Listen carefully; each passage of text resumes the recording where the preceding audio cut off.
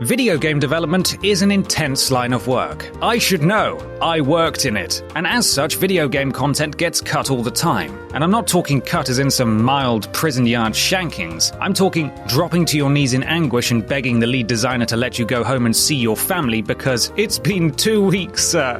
We just can't turn around your request before our deadline. Nonsense! Inevitably, after the second or third employee death, studios tend to cave and make concessions that totally alter their original ideas, often affecting the ending. Disclaimer. During his time in game development, Ben did not see mild prison yard shankings, tyrannical game designers, or 2 to 3 employee deaths. I'm Ben from What Culture, and here are 8 alternate endings in famous games you won't believe got cut.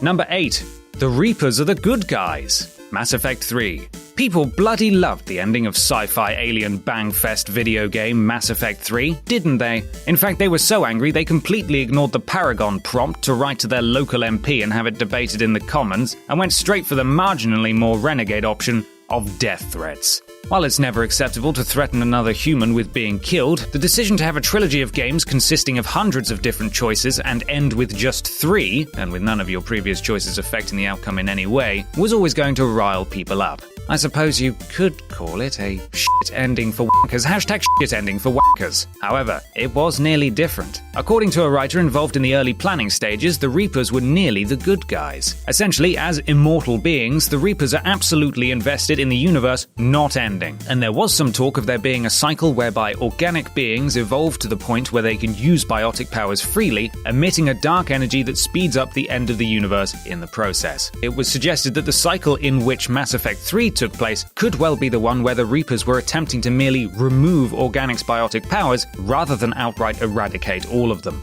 What good guys. Number 7. Master Chief and Arbiter team up to finish the fight. Halo 2. Another fun ending for you now, courtesy of Halo 2, the game that exists in a universe where the Green Power Ranger was the real leader of the gang. So Chief and the Arbiter are working together to track down the Ark, and when asked how it's going, Chief responds with, "Sir, finishing this fight." Cue a cut to black and some very pleased fans. However, courtesy of ex-composer Marty O'Donnell, we learned that Chief and Arbiter were actually originally meant to continue their bromance into the final scenes, where they'd find the Ark buried in Earth City, have it open up, and then, and I'm quoting now, have a grand and glorious conclusion, finishing the fight right there on Earth. Just marginally better than a cut to black then. Eh, Sopranos? Number 6. Sonic the Hedgehog's secret credits. Now you may have noticed that there are 8 items in this video as opposed to the usual lovely round number of 10. That's because sometimes these lists are difficult to fill all the way up, and even then there may be some wonkier, imperfect filler entries. So, with that in mind, would the editor please sound the wonky list entry siren? There we are. There are various battered around rumors as to why credits weren't included, obviously within Sonic 1's ending sequence, with the most pertinent being that SEGA had decided against its inclusion so players would only associate the company name with the product. However, sick of this attitude towards crediting his team, lead creative designer Yuji Naka instructed them to whack their names in anyway, but with a twist. To keep it hidden from the top brass at SEGA, both the text and the background were black, making it invisible to the untrained eye. If you were to enter a cheat code though, well, the background would turn white, revealing the hardworking team who helped spawn a video game icon. Number 5. Arsenal Gear destroys New York. Metal Gear Solid 2, Sons of Liberty. Some people love Raiden, some people hate Raiden, and given the uproar following Kojima's bait and switch where he promised us Snake and gave us, well, this, you'd be forgiven for thinking that was the bit that was altered. But that's at the start, silly, not the end. Of course, the ending took place in New York with Raiden battling Solidus, and you may have noticed a rather glaring continuity error, as although they begin atop the humongous Arsenal Gear, they suddenly warp directly to the roof of Federal Hall with no connecting scenes. It transpires that following the 9/11 terrorist attacks, the original game's ending of having Arsenal Gear level a large portion of New York would be in incredibly poor taste. But with the game's release just 2 months later, there wasn't enough time to generate new assets to cover for their altered ending. Plus, in a weird twist, it turns out that the original spelling of Raiden was altered in-game from katakana to kanji, as due to the translation, the former actually came out close to Bin Laden in Japanese. Number 4. AERITH doesn't die. Final Fantasy VII.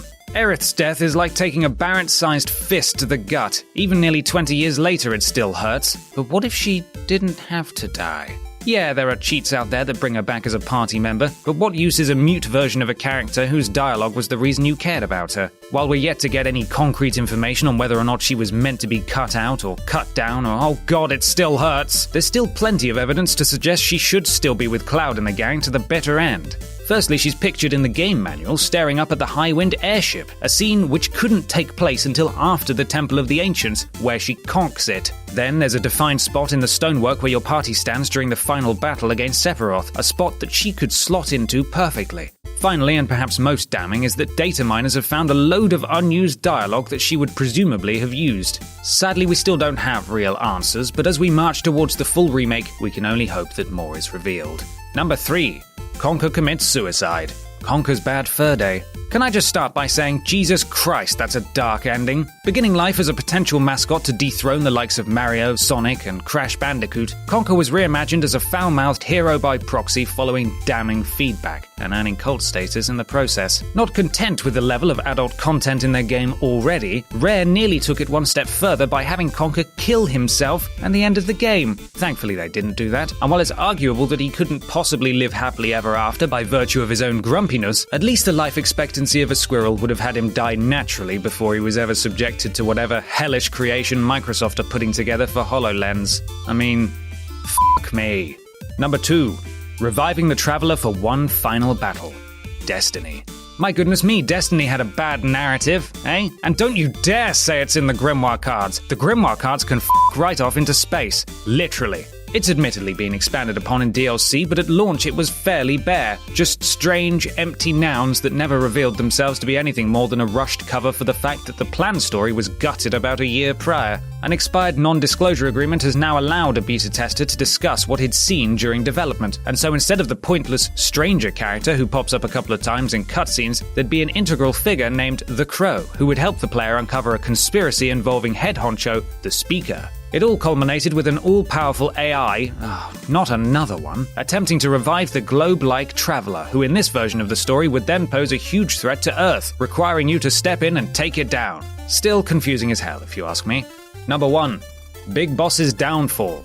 Metal Gear Solid 5, The Phantom Pain. While this was covered in much more depth in our wonderful How Kojima Should Have Made MGS5 video, the ending of The Phantom Pain was rather disappointing. For me personally, I didn't even like the twist, which we shan't mention for spoiler reasons, let alone the fact that there was nothing to really connect the title to the next chronological series entry. It just ends with that twist and a whole load of unanswered questions. The special edition bonus disc did come with unfinished material for a final chapter that showed us a few more linking factors, but some clever data mining revealed even more unused assets. You have to believe that in spite of there not being a proper ending, the cut episode 51 notwithstanding, Kojima wanted to go further, do more. He might be completely mad, but he would have definitely known about the missing links he'd failed to address. And with some fans even suggesting original voice of Snake David Hayter should have returned at the end, I'd be amazed if that hadn't crossed his mind too.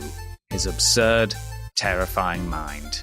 And that's our list. Are there any we could have added in to get it up to 10? Let us know in the comments below, and don't forget to like, share, and subscribe. You can even follow me here on Twitter if you fancy. I'm Ben from What Culture, and thanks for watching.